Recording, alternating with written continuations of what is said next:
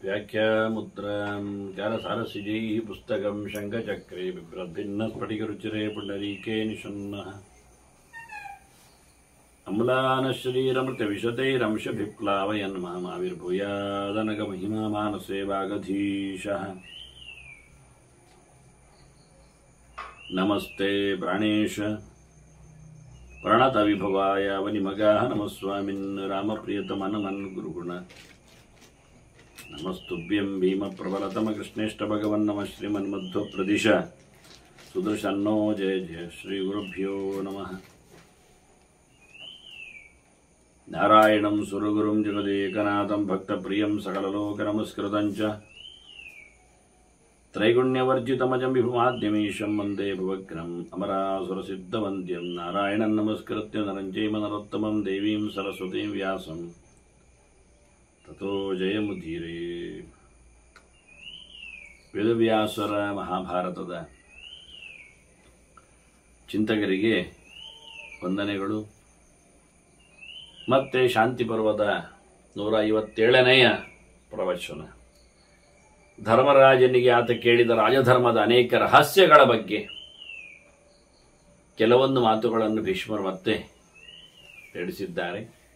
ತಸ್ಮಾತ್ ರಾಜ ಪ್ರಗೃಹೀತಃ ಪ್ರಜಾಸು ಮೂಲಂ ಲಕ್ಷ್ಮಿಯ ಸರ್ವಶೋ ಹಿ ಆದದೀತ ಅಂತ.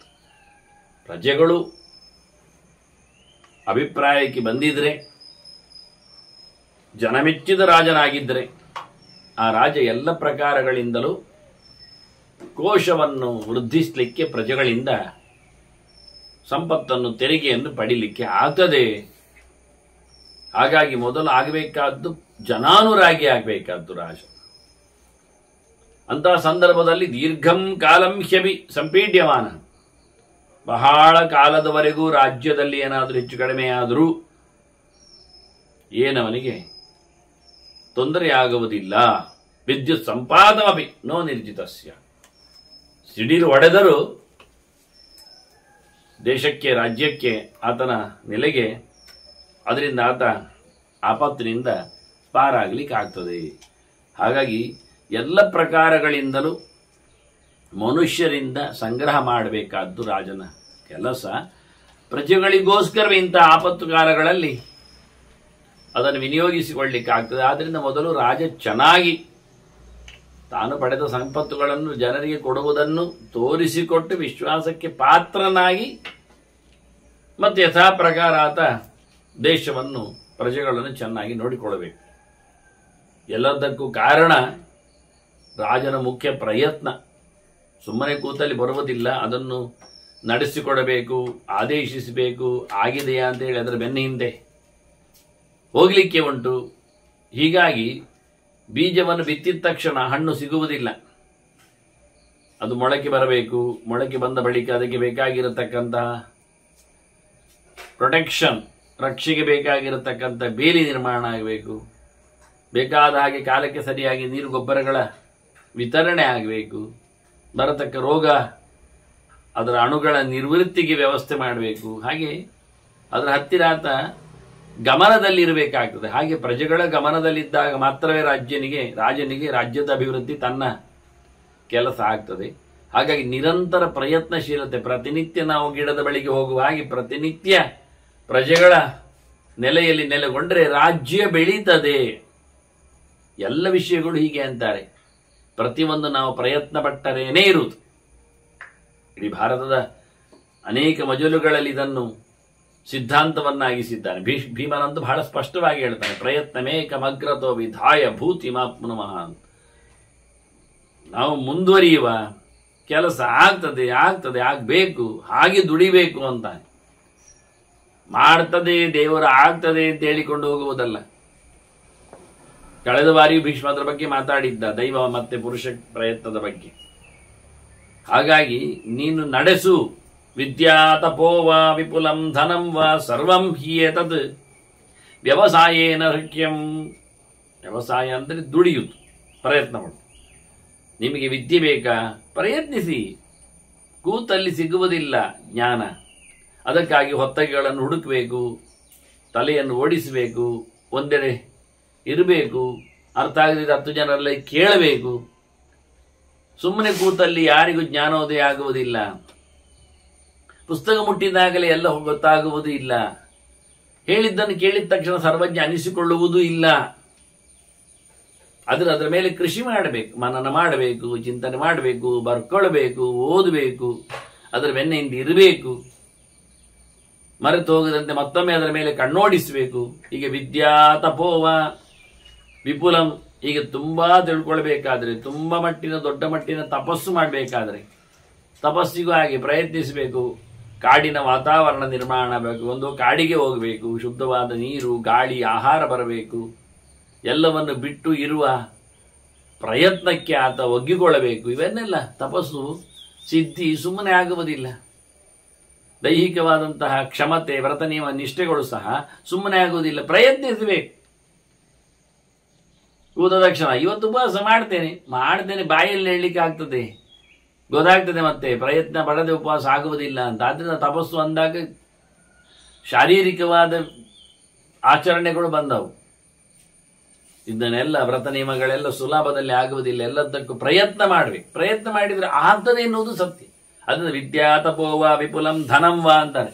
ದುಡ್ಡು ಹಾಗೆ ತನ್ನಷ್ಟಕ್ಕೆ ಬಿದ್ದು ಬೀಳುಕೊಳ್ಳುವುದಿಲ್ಲ, ದುಡಿ ಅಂತಾರೆ. ಈ ಎಲ್ಲವೂ ಸಿಗುವಂಥದ್ದು ಪ್ರಯತ್ನ ಪಟ್ಟಾಗ ವ್ಯವಸ್ಥಿತವಾಗಿ ಸರಿಯಾಗಿ. ನೀವು ಅದನ್ನು ತಪ್ಪು ದಾರಿಯಲ್ಲಿ ಅನ್ಯಾಯ ಮಾರ್ಗದಲ್ಲಿ ಶುರು ಮಾಡಿದರೆ ಹೊರಟೋಗ್ತದೆ, ಹಾಗೆ ಹೊರಟೋಗ್ತದೆ. ಬಂದದ್ದು ಮಾತ್ರ ಅಲ್ಲ, ಇದ್ದದ್ದು ಹೋಗ್ತದೆ ಹೊರುವಾಗ. ಅದರಿಂದ ಕಷ್ಟ. ಹಾಗೆ ಬಹಳ ಚೆನ್ನಾಗಿ ಕೆಲಸ ಮಾಡಲಿಕ್ಕೆ ಉಂಟು ಅಂತಾರೆ. ಯಾಕೆಂದ್ರೆ ಈ ದೇಹ ದುಡಿಲಿಕ್ಕೆ ಕೊಟ್ಟದ್ದು ದೇವರು. ಬ್ರಹ್ಮ ಎತ್ತಂ ನಿವಸತಿ ದೇಹವತ್ಸು. ಈ ದೇಹದಲ್ಲಿ ದೇವರಿಲ್ವಾ? ಇದು ದೇವರ ಗೂಡು, ಇದು ದೇವರ ಅರಮನೆ, ಇದು ಬ್ರಹ್ಮಾಂಡ, ಇದು ಬ್ರಹ್ಮದೇವನ ಸೊತ್ತು, ಎಲ್ಲ ಉಂಟು ಇಲ್ಲಿ ಅಂತಾನೆ. ಅದರಿಂದ ದೇಹ ಇರುವಲ್ಲಿ, ದೇಹಿಯಲ್ಲಿ ದೇವರ ಪಾತ್ರ ಇರಲಾಗಿ, ದೇವರ ಶಕ್ತಿ ಇರಲಾಗಿ ಯಾಕೆ ದುಡಿದಿಲ್ಲ? ತಸ್ಮಾತ್ ವಿದ್ಯಾತ್ ವ್ಯವಸಾಯ ಪ್ರಭೂತಂ. ಅದರಿಂದ ದೈವಶ್ರೇಷ್ಠ ಹೇಳುವವರು ದೇವರು ಕೂತಿದ್ದಾನಲ್ಲ ನಿನ್ನಲ್ಲಿ, ಅದಕ್ಕೆ ನೀನು ಪ್ರಯತ್ನ ಪಡು ಅಂತ ಹೇಳ್ತಾರೆ. ಇದು ವಿಷಯ. ಒಂದು ದೇವರು ಮಾಡುದು, ನಾನು ಮಾಡುದು, ನಾಹಂಕರ್ತ ಹರಿಕರ್ತ. ಸರಿ, ನಾಹಂಕರ್ತ ಹರಿಕರ್ತ ಹೇಳಿದ ತಕ್ಷಣ ಕಟ್ಟಿಗೆ ತನ್ನಷ್ಟಕ್ಕೆ ಮರದಿಂದ ಉದುರಿ ಬರುತ್ತ? ನಾಹಂಕರ್ತ ಹರಿಕರ್ತ ಹೇಳಿದ ತಕ್ಷಣ ಅಡುಗೆ ಆಗಿಬಿಡತ್ತ? ನಾಹಂಕರ್ತ ಹೇಳಿದ ತಕ್ಷಣ ನಮ್ಮ ಹೊಟ್ಟೆ ತುಂಬುತ್ತಾ? ಊಟಕ್ಕೂ ಕೈ ಹಾಕ್ಬೇಕು, ಬಾಯಿಗೂ ಎಲೆಗೂ ಗಲಾಟೆ ಆಗಬೇಕು, ಆದ ಬಳಿಕ ಒಳಗೂ ಆಗ್ತದೆ. ಹೀಗಾಗಿ ದೈವ ಇದೆ, ಎಲ್ಲೆಡೆ ದೇವರು ತುಂಬಿದ್ದಾನೆ. ಆದ್ರಿಂದ ದುಡಿಯುವುದು ನೀನು ಮಾಡು, ದೇವರದಕ್ಕೆ ಅನುಕೂಲ ಮಾಡುತ್ತೆ. ಅದು ವ್ಯವಸಾಯವೇ, ದುಡಿಮೆಯೇ ಶ್ರೇಷ್ಠ, ಕಾಯಕವೇ ಕೈಲಾಸ. ದೇವರ ಎಚ್ಚರ ದೇವರೆಡೆಗೆ ಸಾಗಲಿಕ್ಕೋಸ್ಕರ ದುಡಿಲೇಬೇಕು. ಈ ದೇಹದಲ್ಲಿ ಯಾರೆಲ್ಲ ಇಲ್ಲ. ಯತ್ರಾಸತೆ ಮತಿವಂತೋ ಮನಸ್ವಿನಃ ಶಕ್ರಃ ವಿಷ್ಣು ಯತ್ರ ಸರಸ್ವತಿ ಚ. ಯತ್ರಾಸತೆ ಮತಿಮಂತಹ ಮನಸ್ವಿನಃ, ಬಹಳ ಎಚ್ಚರದವರು, ಚಿಂತಕರು ಇಲ್ಲೆಲ್ಲ ಇದ್ದಾರೆ. ದೇವತೆಗಳ ಗಡನವೇ ಇಲ್ಲಿ ಕೂತಿದೆ. ಒಳ್ಳೆ ಜ್ಞಾನವಂತರಿದ್ದಾರೆ. ಆದ್ರಿಂದ ಇದು ಜ್ಞಾನದ ಕೇಂದ್ರಗಳಲ್ಲಿ ತಾವ ಏತಾರ್ಜಿ ಶ್ರೇಷ್ಠಿತ ಚಕ್ಷುಶ್ರೋತ್ರ ಮನೋವಾಗ್ ಪ್ರಾಣ ಅಂತೇಳಿ ಕಣ್ಣು, ಕಿವಿ, ಮೂಗು ಇವೆಲ್ಲ ಜ್ಞಾನೇಂದ್ರಿಯಗಳು. ಶ್ರೋತ್ರಂಚ ಸ್ಪರ್ಶನಂಚ ರಸರಂಘ್ರಾಣಮೇ ಮಚ ಅಂತ ಇಲ್ಲೆಲ್ಲ ಜ್ಞಾನೇಂದ್ರಿಯದ ದೇವತೆಗಳು ಕೂತಿದ್ದಾರೆ. ಇನ್ನು ಅದ್ಭುತವಾದಂತಹ ಒಂದು ಇಂದ್ರಿಯ ಅಂತರೇಂದ್ರಿಯ ಮನಸ್ಸು, ಅದರೊಳಗೂ ದೊಡ್ಡ ದೇವತೆಗಳಿದ್ದಾರೆ. ಹೀಗಾಗಿ ಜ್ಞಾನೇಂದ್ರಿಯಗಳು, ಮನಸ್ಸು, ಇಲ್ಲೆಲ್ಲ ದೇವತೆಗಳ ಪ್ರವೇಶ ಇದೆ. ಇನ್ನು ಕೈಕಾಲುಗಳು ಕರ್ಮೇಂದ್ರಿಯಗಳಲ್ಲಿ ಪ್ರಧಾನ. ಅದರಲ್ಲಿ ವಿಷ್ಣು ಅಂತೂ ಜಯಂತನ ಒಳಗೆ ಅಲ್ಲೇ ಇದ್ದಾನೆ, ಪಾದದಲ್ಲಿ, ಕೈಯಲ್ಲಿ ಇಂದ್ರ ಇದ್ದಾನೆ, ಕೈಕಾಲುಗಳಲ್ಲಿ ಕೂತಿದ್ದ ಶಕ್ರ ವಿಷ್ಣು. ಮತ್ತೆ ಪ್ರಮುಖವಾದಂತಹ ಇನ್ನೊಂದು ಇಂದ್ರಿಯ ವಾಗೇಂದ್ರಿಯ, ಕರ್ಮೇಂದ್ರಿಯಗಳಲ್ಲಿ ವಾಕ್, ವಾಣಿ, ಪಾದ. ಪಾಣಿಪಾದಗಳ ಬಗ್ಗೆ ಹೇಳಿದ್ರೆ ವಾಕ್ ಶ್ರೇಷ್ಠ. ಏನಿದ್ರು ಬಾಯಿ, ನಾಲಿಗೆ, ಮಾತು, ಅದರಲ್ಲಿ ಸರಸ್ವತಿಯೇ ಕೂತಿದ್ದಾಳಲ್ಲ, ಇನ್ನೆಂದು ಬೇಕು. ಎಲ್ಲ ಇಂದ್ರಿಯಗಳ ಬಗ್ಗೆ ಬಹಳ ಚೆನ್ನಾಗಿ ಮಾತಾಡುತ್ತಾ ಇನ್ನು ವಿಸರ್ಗೇಂದ್ರಿಯದ ಬಗ್ಗೆ ಹೆಚ್ಚು ಮಾತಾಡ್ಲಿಕ್ಕೆ ಹೋಗಲಿಲ್ಲ. ಅದು ವೇಸ್ಟ್ ಆಗುವಂಥದ್ದು, ಮಲಮೂತ್ರಗಳು ಹೊರಗೆ ಹೋಗುವುದು. ಅದು ದೊಡ್ಡ ಸಂಗತಿಯಲ್ಲಿ ನಾವು ಪಡೆಯುವಂಥದ್ದನ್ನು ಹೇಳ್ತಾ ಇದ್ದಾರೆ. ಕೈಯಿಂದ ದುಡಿಮೆ, ಕಾಲಿನಿಂದ ನಡಿಗೆ, ಮಾತಿನಿಂದ, ವಾಕ್ಯನಿಂದ, ವಾಕ್ತತ್ವದಿಂದ, ಮಾತಿನಿಂದ ವ್ಯವಹಾರ, ವ್ಯವಸ್ಥೆ, ಚಿಂತನೆ. ಇನ್ನು ಭೂತಗಳು ವಸಂತಿ ಭೂತಾನಿ ಚೇತ್ರ ನಿತ್ಯಂ. ಪಂಚಭೂತಗಳು ದೇಹದೊಳಗೆ ತುಂಬಿವೆ. ಭೂತೇಶ್ವರೆಲ್ಲ ಸೇರಿದ್ದಾರೆ ಇಲ್ಲಿ. ಪ್ರತಿಯೊಬ್ಬರು ಎಲ್ಲ ಕೆಲಸಗಳನ್ನು ಮಾಡಿಕೊಡ್ತಾ ಇದ್ದಾರೆ. ತಿಂದದ್ದು ಹೆಚ್ಚು ಆಗದಂತೆ, ನೀರು ಕುಡಿದದ್ದು ಹೆಚ್ಚಾಗದಂತೆ, ಬಿಸಿದ್ದು ಹೆಚ್ಚು ಆಗದಂತೆ, ಗಾಳಿಗೆ ತಂಡಿ ಬೀಳದಂತೆ, ನೆಲದಲ್ಲಿ ಕುಸಿ, ಇದೆಲ್ಲ ನೋಡಿ ಪಂಚಭೂತಗಳು ಮಾಡ್ತಾ ಇದ್ದಾವೆ. ವಸಂತಿ ಭೂತಾನಿ ಜತ್ರ ತಸ್ಮಾತ್ ವಿದ್ವಾನ್ ನಾವು ಮನ್ಯೇತ ದೇಹಂ. ಆದ್ರಿಂದ ದೇಹವನ್ನು ಎಂದು ಕಡೆಗಣಿಸಬೇಡ, ಸಣ್ಣ ಸೊತ್ತೊಂದು ಇಟ್ಕೊಳ್ಬೇಡ. ಬಹಳ ಅದ್ದೂರಿಯಾಗಿ ದೇಹವನ್ನು ದೇವರು ಕೊಟ್ಟುಬಿಟ್ಟಿದ್ದಾನೆ. ಉಪಯೋಗಿಸು, ದುಡಿ. ಗಂಟೆ ಸಿಕ್ಕಿದಾಗೆಲ್ಲ ಓದು, ಗಂಟೆ ಸಿಕ್ಕಿದಾಗೆಲ್ಲ ಜಪ ಮಾಡು, ಗಂಟೆ ಸಿಕ್ಕಿದಾಗೆಲ್ಲ ದುಡ್ಡು ಮಾಡು. ವ್ಯವಹಾರಕ್ಕಾಗಿ, ಧರ್ಮಕ್ಕಾಗಿ, ಒಳ್ಳೆಯದಕ್ಕಾಗಿ, ದಾನಕ್ಕಾಗಿ. ಗಂಟೆ ಇಲ್ಲ ಎನ್ನುವುದು ಊಟಕ್ಕಲ್ಲ ಹೇಳುವುದಿಲ್ಲ, ನಾವು ಓದಲಿಕ್ಕೆ ಮಾತ್ರ ಹೇಳ್ತೇವೆ. ಅದನ್ನ ವಿದ್ಯಾ ತಪಃ ಅನುಷ್ಠಾನಕ್ಕೋಸ್ಕರ ಕೊಡಿ ಸಮಯವನ್ನು. ಒಟ್ಟು ದುಡೀರಿ, ದೇಹವನ್ನು ದುಡಿಸಿಕೊಳ್ಳಿ. ದೇಹ ಶ್ರೇಷ್ಠ, ದುಡಿಮೆ ಶ್ರೇಷ್ಠ. ಈಗ 2 ಮಾತು ಆಯಿತು. ದುಡ್ಡು ಶ್ರೇಷ್ಠ, 3 ಹೇಳಿದ. ಎಲ್ಲವನ್ನು ಪಡೆಯಲಿಕ್ಕಾಗುವಂಥದ್ದು, ದೇಶವನ್ನು ದುಡಿಸಿಕೊಳ್ಳಿಕ್ಕಾಗುವಂಥದ್ದು ಅಂತ ಹೇಳಿ. ರಾಜ ವಿಲಾಸಿ ಜೀವನವನ್ನು ನಡೆಸುವುದಲ್ಲ. ಓದಬೇಕು, ತಪಸ್ಸುಗಳನ್ನು ನಡೆಸಬೇಕು, ಯಜ್ಞಗಳನ್ನು ನಡೆಸಬೇಕವ, ದಾನ ಧರ್ಮಗಳನ್ನು ನಡೆಸಬೇಕು. ಇವೆಲ್ಲ ಕೆಲಸಗಳು ಅವನಲ್ಲಿದೆ. ಅದಕ್ಕೋಸ್ಕರ ರಾಜ ದುಡ್ಡಿನ ಕಿಮ್ಮತ್ತ, ಹಿಂದೆ ಹೇಳಿ ಆಯ್ತು ಭೀಷ್ಮ, ಒಂದೊಂದು ಕಾಸು, ಒಂದೊಂದು ಸಣ್ಣದು ಸಹ ಬಹಳಷ್ಟು ಗಮನಿಸಿ ಪಡಿಬೇಕಾದ್ದು. ಬೀಜದಾಗೆ 1000 ಬೀಜ ಆಗ್ತದೆ. ಅದು ಒಂದು ಬೀಜವನ್ನು, ಒಂದು ಬೀಜ ಎಲ್ಲ ಹೋಗ್ಲಿ ಅಂದ್ರೆ, ಒಂದು ಬೀಜ ಹೋದ್ರೆ 1000 ಬೀಜ ಬಿಟ್ಟಾಗೆ ನಾವು ಮುಂದಕ್ಕೆ. ಆದ್ರಿಂದ ನುಂಗಿ ಹಾಕುವವನನ್ನು, ಒಟ್ಟು ಮಾಡುವವನನ್ನು, ಅಲ್ಪೇಶಿಯನ್ನು, ಲೋಭಿಯನ್ನು ಎಂದೂ ರಾಜ ಇಟ್ಟುಕೊಳ್ಬಾರದು. ಲುಬ್ಧಂ ಅನ್ಯ ಸಂಪ್ರದಾನಾರ್ಥಿ ನಿತ್ಯಂ. ಎಷ್ಟು ಕೊಟ್ಟರೂ ಅವನು ಸಾಲಕ್ಕೂ ಅನ್ನುವುದಿಲ್ಲ ಲೋಭಿ. ಕೊಡಿ ಕೊಡಿ ಕೊಡಿ ಅಂತ ಒಟ್ಟು ಮಾಡ್ತಾನೆ ಇರ್ತಾನೆ. ಅಂತ ಲೋಭಿಯನ್ನು ರಾಜ ಒಟ್ಟು ಮಾಡಬಾರದು. ಲುಬ್ಧಸ್ತಪ್ತಿಂ ಪರವಿತ್ತಸ್ತಿ ನೈತಿ. ಎಷ್ಟು ಕೊಟ್ಟರು ಸಹ ಸಾಕು ಹೇಳುವುದಿಲ್ಲ, ಬಾಯಿ ಮುಚ್ಚುವುದಿಲ್ಲ. ಆದ್ರಿಂದ ಅವನನ್ನು ಬಾಯಿ ಮುಚ್ಚಿಸಬೇಕಾದ್ರೆ ಬಹಳ ಕಷ್ಟ ಆಗ್ತದೆ. ಆದ್ರಿಂದ ಅಂತ ಲೋಭಿಯ ಜೊತೆಯಲ್ಲಿ ರಾಜ ಇರುವುದೇ ಬೇಡ. ಸರ್ವೋಲುಬ್ಧ ಕರ್ಮ ಗುಣೋಪಭೋಗೆ. ಎಲ್ಲರಿಗೂ ಕೆಲಸದ ಫಲವನ್ನು ತಿನ್ನುವುದರಲ್ಲಿ ಆಸೆ, ಅದರಲ್ಲಿ ಒಳ್ಳೆಯದನ್ನು, ಒಳ್ಳೆ ರಿಸಲ್ಟ್ ಬರಬೇಕು. ದುಡಿಯುವುದಿಲ್ಲ, ಖರ್ಚು ಮಾಡುವುದಿಲ್ಲ, ತನ್ನನ್ನೇ ಬಿಟ್ಟುಕೊಡುವುದಿಲ್ಲ. ನಾವು ಹೇಳುವುದುಂಟಲ್ಲ ಕೆಲವೊಮ್ಮೆ, ದೇವರ ಪೂಜೆಗೆ ಬರುವುದಿಲ್ಲ ಅಷ್ಟೇ ಅಲ್ಲ, ದೇವರಿಗೇನು ಸಹಾಯ ಮಾಡೋದಿಲ್ಲ. ದೇವರ ಸೇವೆಗೆ ನೀರು ತಂದು ಹಾಕುವುದಾಗಲಿ, ಪುಷ್ಪ ಮಾಲೆ ಮಾಡಿಕೊಡುವುದಾಗಲಿ, ಅಥವಾ ತುಳಸಿ ಪಾತಿ ಕಟ್ಟುವುದಾಗಲಿ ಎಂಥದ್ದು ನಡೆಸಿಕೊಡುವುದಿಲ್ಲ. ಆದರೆ ಎಲ್ಲ ಲಾಭ ಆಗಬೇಕು ಅವನಿಗೆ, ಎಲ್ಲ ಕೆಲಸಗಳ ಪುಣ್ಯ ಸಿಗಬೇಕು. ಕೊನೆಗೆ ಎಷ್ಟರ ಮಟ್ಟಿಗೆ ಕೇಳಿದರೆ ಅವನು ಯಾಕೆ ಬರುವುದಿಲ್ಲ ಏನು ಕೇಳಿದರೆ, ನನಗದು ಆರತಿ ತಗೊಂಡ್ರೆ ಬಿಸಿ ಆಗ್ತದೆ ನೋಡಿ, ಮತ್ತೆ ತೀರ್ಥ ತಗೊಂಡ್ರೆ ಶೀತ ಆಗ್ತದೆ. ಇಂಥವರೇ ಲಾಭಕ್ಕೆ ಬರ್ತಾರೆ. ಈ ನಮೂನೆ ದೇಹವನ್ನು ದುಡಿಸಿಕೊಳ್ಳುವುದರಲ್ಲಿ ಸೋಮಾರಿಗಳು. ಆರತಿ ತಗೊಂಡ್ರೆ ದೇಹಕ್ಕೆ ಬಿಸಿ ಆಗ್ತದೆ ಎಂದು ಬೊಬ್ಬೆಡಿಬೇಕಾದ್ರೆ, ತೀರ್ಥ ತಗೊಂಡ್ರೆ ಶೀತ ಆಗ್ತದೆ ಅಂತ ಹೇಳಬೇಕಾದ್ರೆ ಎಂಥ ದೇಹದ ಮೇಲಿನ ಮಮತೆಯವ.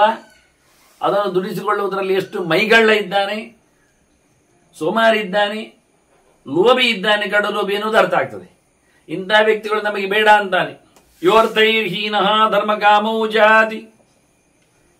ದೇಹವನ್ನಾಗಲಿ, ದುಡ್ಡನ್ನಾಗಲಿ, ಪ್ರಯತ್ನವನ್ನಾಗಲಿ ನಡೆಸದವ, ಇದು ಅವನ ಸೊತ್ತು. ಮಾಡದವ ಎಲ್ಲ ಧರ್ಮಗಳನ್ನು ಕಳ್ಕೊಳ್ತಾನೆ, ಎಲ್ಲ ಬಯಕೆಗಳನ್ನು ಸಹ ಬಿಟ್ಟುಕೊಡ್ತಾನೆ.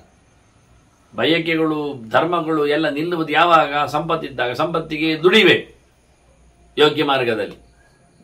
ಧನಂ ಭೋಗಂ ಪುತ್ರದಾರಂ ಸಮೃದ್ಧಿಂ ಸರ್ವಂ ಲುಬ್ಧ ಪ್ರಾರ್ಥಯತೆ ಪರೇಶ. ಇನ್ನೊಬ್ಬರ ದುಡ್ಡು ನೋಡಿ ಬೇಡ್ತಾನೆ ಲೋಭಿಯಾದವ. ಇನ್ನೊಬ್ಬರ ಏಳಿಗೆ ನೋಡಿ ಅಸೂಯೆ ಪಡ್ತಾನೆ. ಮತ್ತೊಬ್ಬರ ಹೆಂಡತಿ, ಮಕ್ಕಳು, ಆಸ್ತಿ ಪಾಸ್ತಿ ಚೆನ್ನಾಗಿರುವುದು ನೋಡಿ ಅವನು ಹೊಟ್ಟೆಗಿಚ್ಚು ಪಡ್ತಾನೆ. ಅವನಿಗೆ ತಾನಾಗಿ ದುಡಿಲಿಕ್ಕೆ ಅವನಿಗೆ ಆಗುವುದಿಲ್ಲ, ಬಗ್ಗುವುದಿಲ್ಲ. ಮಗದೊಬ್ಬರ ಏಳಿಗೆಯನ್ನು, ಸೊತ್ತನ್ನು, ಸಂಪತ್ತನ್ನು ಸುತ್ತಮುತ್ತಲಿನವರ ಛಾತಿಯನ್ನು ನೋಡಿದಾಗ ಅವನಿಗೆ ತೋರಿಸ್ತದೆ. ನನಗೆ ಕೊಡು, ನಂಗೆ ಬೇಕು, ನನ್ಗಾಗ್ಲಿ ಹೇಳ್ತಾನೆ. ಎಲ್ಲವನ್ನು ಅವ್ರ ಹೆಂಡತಿ ಮಕ್ಕಳಂತ ಕೇಳ್ತಾನೆ. ಒಳ್ಳೆ ಇಟ್ಕೊಂಡಿದ್ದೀರಿ, ನೀವು ನಮ್ಗೆ ಕೊಟ್ಬಿಡಿ. ಹೇಗಿರ್ತದೆ ದುಡ್ಡು ಕೇಳಿದಾಗೆ.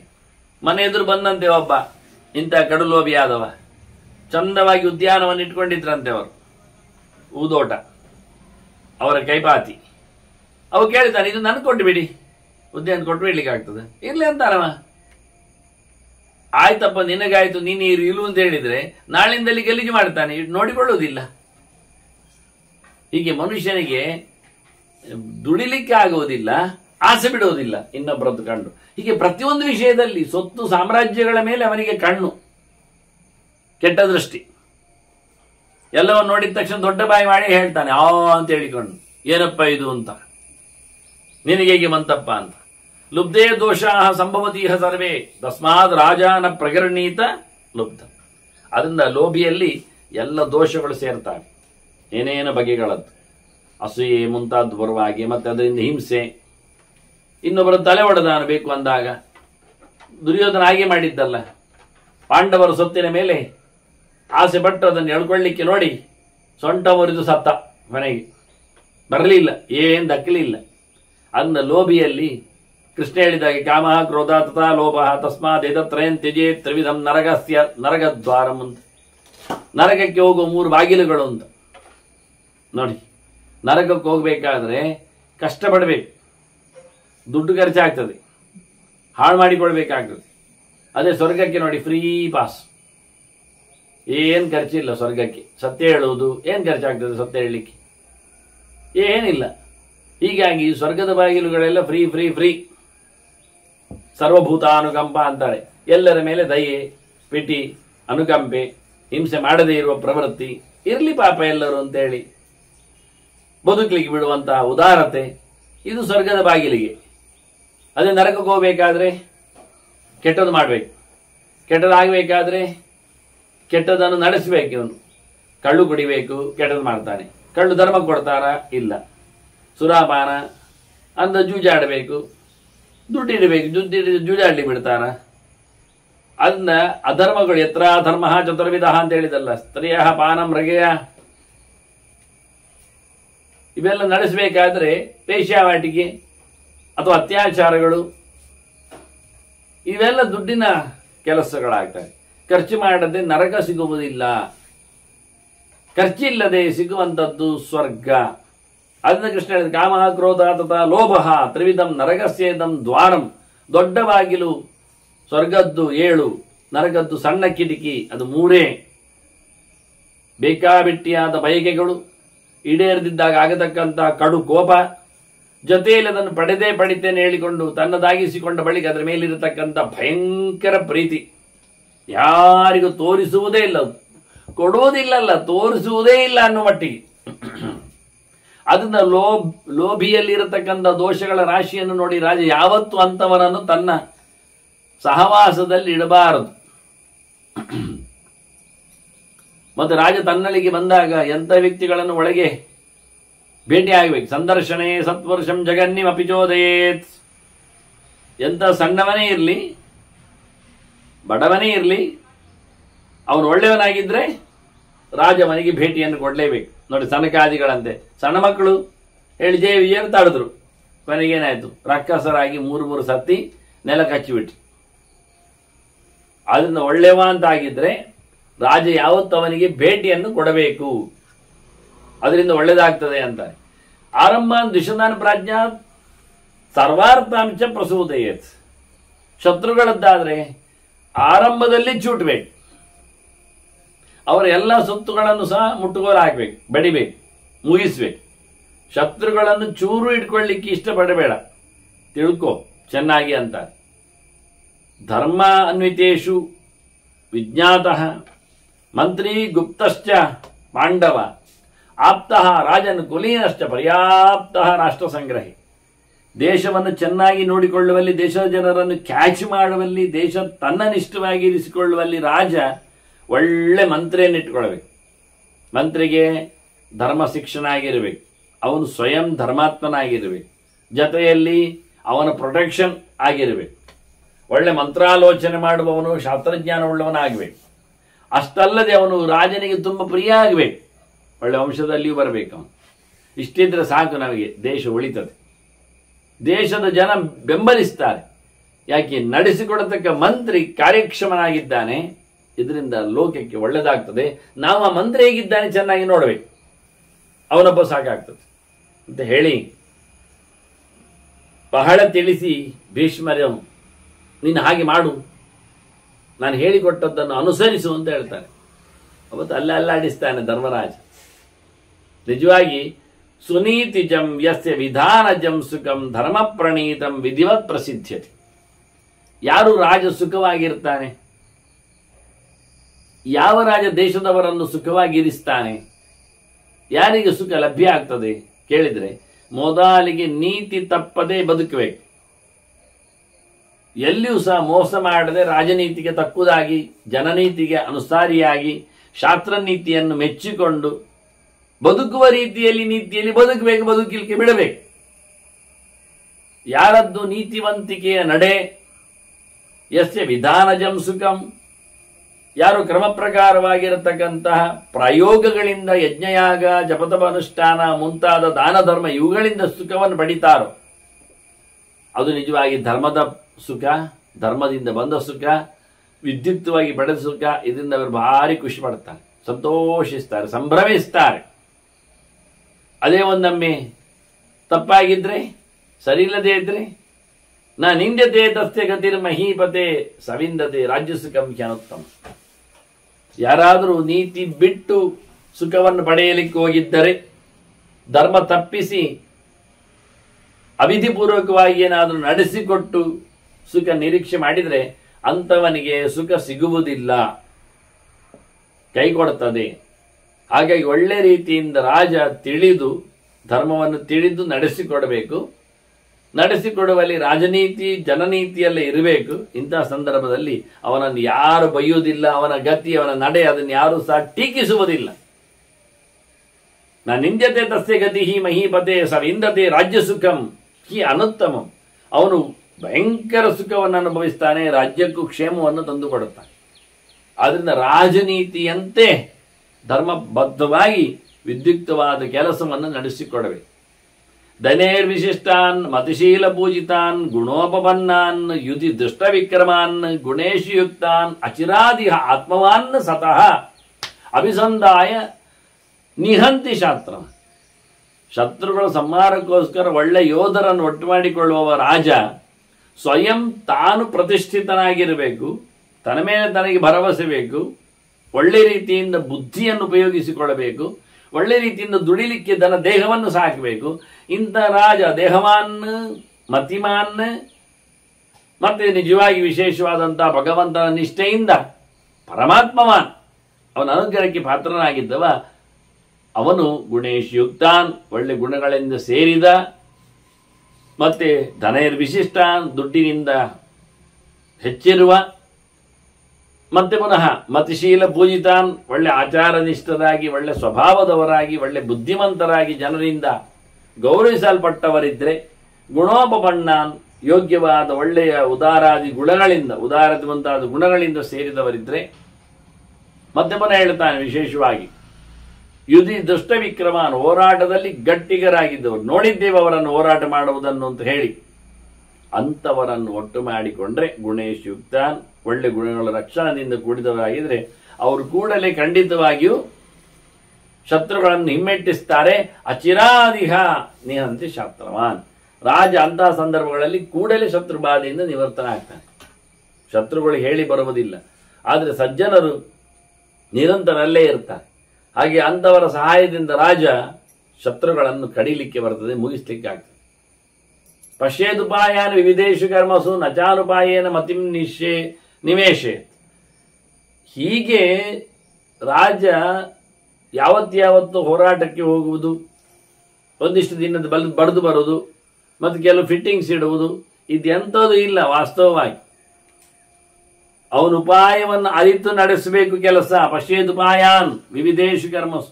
ಎಲ್ಲ ಕೆಲಸಗಳಲ್ಲಿಯೂ ರಾಜ ಸುಲಭವಾದ ಉಪಾಯ ಏನಿರ್ತದೆ, ಇದರಿಂದ ಏನು ಲಾಭ ಆಗ್ತದೆ, ಏನು ನಷ್ಟ ಆಗ್ತದೆ, ಎಲ್ಲಿ ನಷ್ಟಕ್ಕೆ ಇರುತ್ತದೆ ಎಂದು ನೋಡಿಕೊಳ್ಳಬೇಕು. ಮಾಡ್ತಾ ಬರಬೇಕು ಅವನು. ಹಾಗೆ ಒಳ್ಳೆ ರೀತಿಯಿಂದ ಉಪಾಯಗಳನ್ನು ನೋಡಿಕೊಂಡು ವಿವಿಧ ಕರ್ಮಗಳನ್ನು ಮಾಡೋದ್ರಿಂದ ನಾಚ ಅನುಪಾಯೇನ ಮತಿರ್ನಿವೇಶ, ಉಪಾಯ ಇಲ್ಲದೆ ಬುದ್ಧಿ ಖರ್ಚು ಮಾಡುವಲ್ಲೇಬಾರದು. ಏನು ಏನು ಏನು ಯಾವ ಉಪಾಯದಿಂದ ಹೇಗೆ ಎನ್ನುವುದನ್ನು ಯೋಚನೆ ಮಾಡ್ತಾ ತಲೆ ಖರ್ಚು ಮಾಡಿದವ ಖಂಡಿತವಾಗಿಯೂ ಬೆಳೀತಾನೆ. ಶ್ರಿಯಂ ವಿಶಿಷ್ಟ ವಿಪುಲಂ ಯಶಃ ಧನಂ ಚ ಧನಂ ನ ದೋಷದರ್ಶಿ ಪುರುಷ ಸಮಶ್ನುತೆ. ತಪ್ಪು ಮಾಡಿದವ, ತಪ್ಪನ್ನು ಕಾಣುವವ, ತಪ್ಪು ಹುಡುಕುವವ ಎಂದೂ ಸಹ ಹೇಳಿಕೊಟ್ಟರೂ ಸಹ ಏನು ವಿಶೇಷವಾದಂಥ ಕೆಲಸದಿಂದ ಲಾಭವನ್ನು ಪಡೆಯುವುದಿಲ್ಲ. ಪ್ರತಿಯೊಂದು 3 ಹಂತದಲ್ಲಿ ಕೆಲಸವನ್ನು ಉಲ್ಲೇಖ ಮಾಡಿ ಹೇಳ್ತಾ ಇದ್ದಾರೆ ಅವರು. ಕೊನೆಯ ಹಂತ ಬಿಡಿ ಆ ಲೆಕ್ಕಾಚಾರದಲ್ಲಿ ಒಂದು ದೃಷ್ಟಿಯಿಂದ. ಶ್ರಿಯಂ ವಿಶಿಷ್ಟಾಂ ವಿಪುಲಂ ಯಶಃ ಧನಂ. 4 ದಿಕ್ಕಿನಲ್ಲಿ 4 ಪಡೀಲಿಕ್ಕೆ ಅವ. ಧನಂ ಅಂದರೆ ಸಂಪತ್ತು.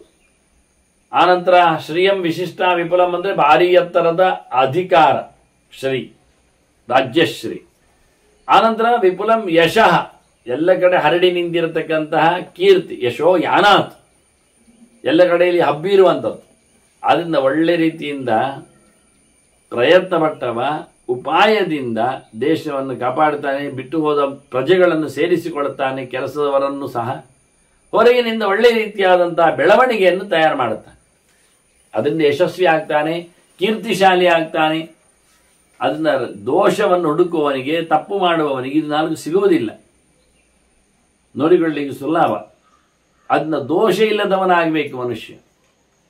ಕೆಲವರು ಅವನಿಗೆ ಒಳ್ಳೆಯದು ಮಾಡುವವರಿರ್ತಾರೆ, ಕೆಲವರನ್ನು ಹಾಳನ್ನು ಸರಿ ಮಾಡುವವರಿರ್ತಾರೆ. ಪ್ರವೃತ್ತಿ ಮಾರ್ಗದಲ್ಲಿ ಕೆಲವರು ಪ್ರೀತಿಸುವವರು, ನಿವೃತ್ತಿ ಮಾರ್ಗವನ್ನು ನಡೆಸಿಕೊಡುವವರು, ರಾಜನಿಗೆ ಆಗಬಾರದ್ದನ್ನು ತೆಗೆಯುವ, ಶತ್ರುಗಳ ನಿರ್ಮೂಲನೆ ಮಾಡುವ, ಈ ಎಲ್ಲ ಕೆಲಸದಲ್ಲಿ ಹೊರಗಿಂದ ಹೊರಗಿರ್ತಾರೆ. ಅಂಥವರನ್ನು ರಾಜ ಅಲ್ಲೇ ಇಟ್ಕೊಳ್ಳಿಕ್ಕಿಲ್ಲ. ವಾಸ್ತವವಾಗಿ ಪ್ರೀತಿ ಪ್ರವೃತ್ತಿ ವಿನಿವರ್ತನಂಚ, ರಾಜನಿಗೆ ಪ್ರವೃತ್ತಿಯಲ್ಲಿ ಬರುವುದು, ನಿವೃತ್ತಿಯಲ್ಲಿ ಸೇರುವುದು, ಇಂಥವರನ್ನು ರಾಜ ಚೆನ್ನಾಗಿ ನೋಡಬೇಕು. ಸುವೃಸ್ತು ವಿಜ್ಞಾಯ ಒಂದು ನಿವರ್ತ್ಯ ಚೋಭಯೋ, ನಿರ್ವರ್ತಿ ಆಗಬೇಕು. ಅದನ್ನಿಲ್ಲಿ ಪ್ರಯೋಗ ಮಾಡಿದ ರೀತಿ. ಕೆಲವು ರಾಜನಿಗೆ ಪ್ರವೃತ್ತಿಪರವಾದಂಥ ಧೋರಣೆಯಲ್ಲಿ ಕೆಲವು ಪಕ್ಷಗಳಿರ್ತಾವೆ, ಕೆಲವು ಕಾಲಾಳುಗಳಲ್ಲಿರ್ತಾರೆ, ಮತ್ತು ಕೆಲವು ನಿವೃತ್ತಿಯ ವ್ಯವಸ್ಥೆಯಲ್ಲಿ ಕಾಳಾಳುಗಳು, ರಾಜರು ಅಥವಾ ರಾಜ ಇರ್ತಾರೆ. ಇದು 2 ಒಟ್ಟು ಮಾಡಿಕೊಳ್ಳಿಕ್ಕೆ ಕೇವಲ ನಿವೃತ್ತಿಗಳು ನಿವೃತ್ತರಲ್ಲೇ, ಪ್ರವೃತ್ತಿಗಳು ಪ್ರವರ್ತರಲ್ಲೆಲ್ಲ ಅವರಿಗೆ ಅವರ ಟಚ್ ಬೇಕು, ಅರ್ಥ ಬೇಕು. ವಿಶೇಷವಾದಂಥ ಅವರಿಗೆ ಸವಲತ್ತು ಏನು ಕೇಳಿದ್ರೆ ಅವರ ಆಜ್ಞೆ ಅಥವಾ ಆದೇಶ, ಅವರ ಕ್ರಮ ಪದ್ಧತಿ, ಹಳೆಯ ನೆಲೆಯಲ್ಲಿ ಅವರ ಎಕ್ಸ್ಪೀರಿಯನ್ಸ್. ಹಾಗಾಗಿ ಇಬ್ಬರನ್ನು ನೋಡಿಕೊಂಡು ರಾಜನಿಗೆ ಆಗಬಾರದ್ದನ್ನು ತೆಗೆಯುವ ಒಬ್ಬ, ಆಗಬೇಕಾದ್ದನ್ನು ತಂದುಕೊಡುವ ವ್ಯವಸ್ಥೆ ಮಾಡುವ ಇನ್ನೊಬ್ಬ. ಇವರಲ್ಲಿ ಯಾರು ಕೇಳಿದರೆ ಆ ಯದೇವ ಮಿತ್ರಂ ಗುರುಭಾರಂ ಆವಹೇತ್, ಯಾರು ಹೆಚ್ಚಿನ ಭಾರವನ್ನು ವಹಿಸಿಕೊಡುತ್ತಾನೆ, ಕೆಲಸವನ್ನು ಮಾಡುತ್ತಾನೆ, ದುಡಿಮೆಯನ್ನು ಕೊಡುತ್ತಾನೆ, ರಾಜನಿಗೋಸ್ಕರ ಯಾರು ಹೆಚ್ಚಿನ ಸಮಯವನ್ನು ವ್ಯರ್ಥ ಮಾಡ್ತಾನೆ ಅವನು ಬೇಕು. ಯಾರು ಹೆಚ್ಚಿನ ರಿಸ್ಕ್ ವಹಿಸಿಕೊಳ್ಳುತ್ತಾರೆ ಅವನು ರಾಜನಿಗೆ ತುಂಬ ಇಷ್ಟ. ಹಾಗಾಗಿ ಹೇಳುವಾಗ ಇಲ್ಲಿ ಶಬ್ದ ಹೇಳ್ತಾರೆ, ಯದೇವ ಮಿತ್ರಂ, ಅದೇ ನಿಜವಾಗ ಫ್ರೆಂಡ್ ಅವ. ಹೇಗಿರ್ತಾನೆ ಕೇಳಿದರೆ ಗುರುಭಾರ ಆವಹೇತ್, ಭಾರಿ ಹೆಗಲನ್ನು ಕೊಡುತ್ತಾನೆ, ಭಾರಿ ಭಾರವನ್ನು ವಹಿಸಿಕೊಳ್ತಾನೆ, ರಾಜ್ಯದ ಅನೇಕ ಖಾತೆಗಳನ್ನು ವಹಿಸಿಕೊಂಡು ನಿಭಾಯಿಸ್ತಾನೆ, ಚಂದ ಮಾಡ್ತಾನೆ. ಈ ನಮೂನೆ ಇಂಥ ವ್ಯಕ್ತಿಗಳನ್ನು ತದೇವ ಅವನನ್ನೇ ಸುಸ್ನಿಗ್ಧಂ ಉದಾಹರಣೆ, ಅವನನ್ನೇ ಮಾಡೆಲ್ ಅನ್ನಾಗಿ ರಾಜ ಮಾಡಿಕೊಳ್ಳಬೇಕು. ಎಲ್ಲ ಕಡೆ ಅವನ ಬಗ್ಗೆ ತಿಳಿಸಿಕೊಟ್ಟ ಹಾಗೆ ಅರ್ಥ ಆಗುವಂತೆ ಆಗಬೇಕು ಅಂತ ಹೇಳ್ತಾರೆ. ಮುಖ್ಯವಾದ ಕೆಲಸ ಅವನಲ್ಲಿನ ಪ್ರೀತಿ ವಿಶ್ವಾಸ ಇವನು ಮಾಡಬೇಕಾಗ್ತದೆ. ಏತಾನ್ ಯಥೋಕ್ತಾನ್ ಚರ ರಾಜಧರ್ಮ. ಭೀಷ್ಮರು ಹೇಳ್ತಾರೆ, ಹೇಳಿದ್ದನ್ನೆಲ್ಲ ಮಾಡಿಬಿಡು ಮಾರಾಯ ರಾಜಧರ್ಮಗಳನ್ನು. ನೃಣಾಂಚಗುಪ್ತೋ ಮತಿ ಆದಧತ್ಸ್ವ. ಮುಖ್ಯವಾಗಿ ಪ್ರಜೆಗಳ ರಕ್ಷಣೆ ನಿನ್ನ ದೊಡ್ಡ ಕೆಲಸ ಆಗಬೇಕು. ಅವರನ್ನು ನೋಡಿಕೊಳ್ಳಬೇಕು, ಅದರಲ್ಲಿ ತಲೆಖರ್ಚು ಮಾಡಬೇಕು.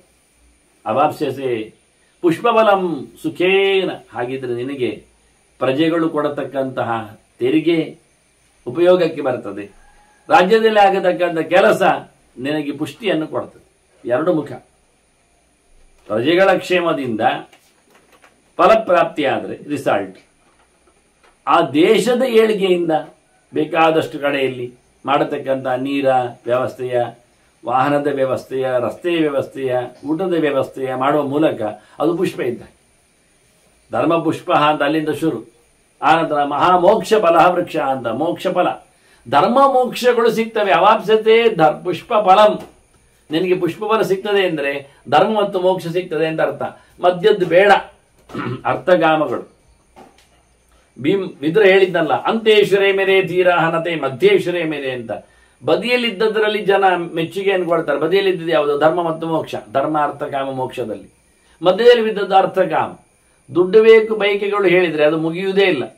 ಹೊಸ ಹೊಸ ಬಯಕೆಗಳು, ಹೊಸ ಹೊಸ ದುಡ್ಡುಗಳು ಬರ್ತಾನೆ ಇರ್ತವೆ, ಮುಂದುವರಿತಾ ಇರ್ತೇನೆ. ಇನ್ನೊಂದು ಮತ್ತೊಂದೊಂದು ಮೊದಲಿಗೆ, ಮತ್ತೆ ಇನ್ನೊಂದು ಕಡೆಯಿಂದ ಮತ್ತೊಂದು ಕಡೆಯಿಂದ, ಹೀಗೆ ಮುಗಿಯಲಾರದಷ್ಟು ಅರ್ಥಕಾಮಗಳ ಬಂಧನ ಇರ್ಲಿಕ್ಕೆ ಹೋಗಿ ಇವ ಅವಾಪ್ಸ್ಯತೆ, ಇವನಿಗೆ ಹೊರಗಿನಿಂದ ಎಚ್ಚರ ಆಗಿರುತ್ತದೆ.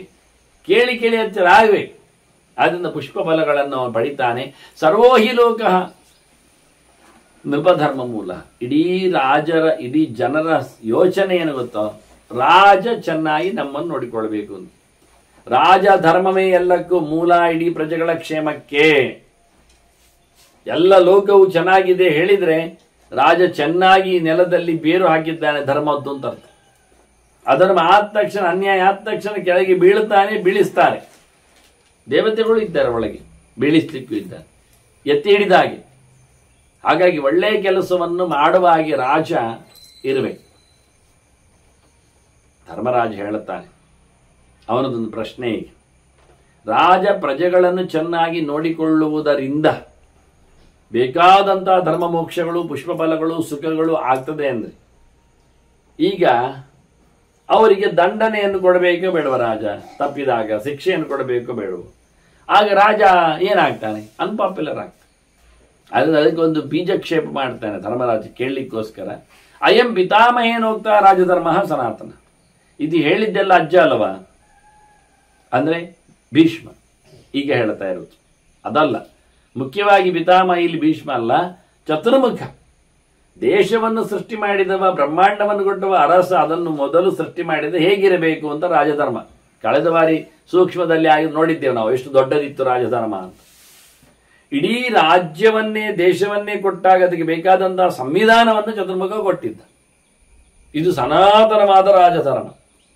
ಇಲ್ಲಿ ದೊಡ್ಡದು ಏನು ಕೇಳಿದ್ರೆ, ನಡೆಸುವುದು ಯಾವುದು ಕೇಳಿದ್ರೆ, ಇಲ್ಲಿ ಏನು ಹೇಳುವ ದೊರೆಭಾವ, ಅರಸುತನ ಯಾರದ್ದು ಕೇಳಿದ್ರೆ ದಂಡ, ಈಶ್ವರಶ್ಚ ಮಹಾದಂಡ. ಇಲ್ಲಿ ನೋಡಿಕೊಳ್ಳೋದು ಯಾವುದು ಕೇಳಿದ್ರೆ ಕೋಲೆ, ಪೆಟ್ಟೆ. ಯಾಕೆಂದ್ರೆ ಜನ ಸುಮ್ಮನೆ ಕೂತ್ರೆ ಏನು ಬೇಕಾದ್ರೆ ಮಾಡ್ತಾರೆ, ಸಡಿಲು ಬಿಟ್ರೆ ಅವ್ರು ಮತ್ತೆ ಬಗ್ಲಿಕ್ಕೆ ಕೇಳೋದಿಲ್ಲ. ಆದ್ರಿಂದ ತಪ್ಪನ್ನು ತಿದ್ದಲಿಕ್ಕೋಸ್ಕರ ತಿದ್ದುವುದು ದೊಡ್ಡ ಸಂಗತಿ ಎಲ್ಲ. ತಿದ್ದಿಕೊಳ್ಳುವವರಿಗೆ, ತಿದ್ದಿಕೊಳ್ಳದಷ್ಟರ ಮಟ್ಟಿಗೆ ಸೆಡೆದು ಬಂದಿರ್ತಾರಲ್ಲ, ಅವರಿಗೆ ದಂಡನೆಯೇ ಬೇಕು. ದಂಡೇ ಸರ್ವಂ ಪ್ರತಿಷ್ಠಿತಂ, ಇದು ಧರ್ಮರಾಜನ ವಾಕ್ಯ. ಕೋಲಿನಲ್ಲೇ ಎಲ್ಲ ನಿಂತಿದೆ, ದಂಡ ಅಂದ್ರೆ ಶಿಕ್ಷೆ, ಶಿಕ್ಷೆಯಲ್ಲೇ ಎಲ್ಲ ನಿಂತಿದೆ. ಶಿಕ್ಷೆ ಕೊಡದಿದ್ದ ಶಿಕ್ಷಣ ಆಗುವುದಿಲ್ಲ. ಇದನ್ನು ಇಡೀ ದೇಶ ಮತ್ತೆ ನಾವು ಶಿಕ್ಷೆ ಕೊಡುವುದಿಲ್ಲ ಅಂದ್ರೆ ಇಡೀ ದೇಶದ ಹಾಳೆಯಿಂದ ಲೂಟಿಯನ್ನು ಮಾಡ್ಲಿಕ್ಕೆ ಶುರು ಮಾಡ್ತದೆ. ಆದ್ರಿಂದ ತಪ್ಪಾದಲ್ಲಿ ತಪ್ಪನ್ನು ವ್ಯವಸ್ಥೆಗೊಳಿಸಿ, ತಿಳಿಗೊಳಿಸಿ, ತೋರಿಸಿ ತಪ್ಪದು ಅಂತ ಹೇಳಿ ಮತ್ತೆ ಮುಂದುವರಿಯುವುದು ರಾಜನ ಧರ್ಮ. ಹೀಗಾಗಿ ನನಗೆ ದಂಡದ ಬಗ್ಗೆ ಕೆಲವು ಪ್ರಶ್ನೆಗಳಿವೆ ಅಂತ ಧರ್ಮರಾಜ. ಪ್ರಭುತನದಲ್ಲಿ ಕೂತ ದಂಡ, ಇಡೀ ದೇಶದಲ್ಲಿ ಮುಖ್ಯ ಆಗುವಂಥದ್ದೇ ಶಿಕ್ಷೆ. ಶಿಕ್ಷೆ ಕೊಡದೆ ಹೋದ್ರೆ, ಅದನ್ನು ಮುಂದುವರಿಸಿ ಬಿಟ್ರೆ ಇಡೀ ದೇಶವೇ ಮತ್ತೆ ಉಲ್ಲೋಲ ಕಲ್ಲೋಲ ಆಗ್ತದೆ. ಸಿಕ್ಕಾಬಟ್ಟೆ ಸ್ವೇಚ್ಛಾ ಪ್ರವೃತ್ತಿಯನ್ನು ಕೂತ್ಕೊಳ್ತದೆ. ಸಜ್ಜನಿಕೆಗೆ ಬೆಲೆ ಇಲ್ಲ ಆಗ್ತದೆ. ಅದನ್ನ ದಂಡವೇ ಇಲ್ಲದೆ ಹೋದ್ರೆ ಆಗುವುದೇ ಇಲ್ಲ, ದಂಡ ಬೇಕೇ. ಆದ್ರಿಂದ ಅಂತಹ ಒಂದು ದೊಡ್ಡ ಮಟ್ಟಿನ ದಂಡದ ವ್ಯವಸ್ಥೆ ಕೀದೃಶ ಎಲ್ಲ ಹೇಳಿ ಕೇಳಿಕೊಂಡು ಅನೇಕ ಪ್ರಶ್ನೆಗಳನ್ನು ದಂಡದ ಬಗ್ಗೆ ಮಾಡ್ತಾನೆ ಧರ್ಮರಾಜ. ರಾಜಧರ್ಮದ ಮೂಲ ಅಂತ ಹೇಳಿದಾಗ ಅದರ ಬಗ್ಗೆ ಚಿಂತನೆಯನ್ನು ಭೀಷ್ಮ ಯಾವ ರೀತಿಯಲ್ಲಿ ಎತ್ತಿಕೊಂಡು ತಿಳಿಸಿಕೊಡ್ತಾನೆ. ಯಾವತ್ತರಿಂದ ದಂಡದ ವ್ಯವಹಾರ ಈ ಜಗತ್ತಿಗೆ ಶಿಕ್ಷೆಯ ಮೂಲ ಹೇಗೆ ಬಂದಿದೆ ಅನ್ನೋದರ ಚಿಂತನೆಯನ್ನು ಮುಂದೆ ಸೇರಿದಾಗ ಮತ್ತೆ ಕೇಳುವ. ವಂದನೆಗಳೊಂದಿಗೆ ಶ್ರೀಕೃಷ್ಣ ನಾರಾಯಣ ನಾರಾಯಣ ನಾರಾಯಣ.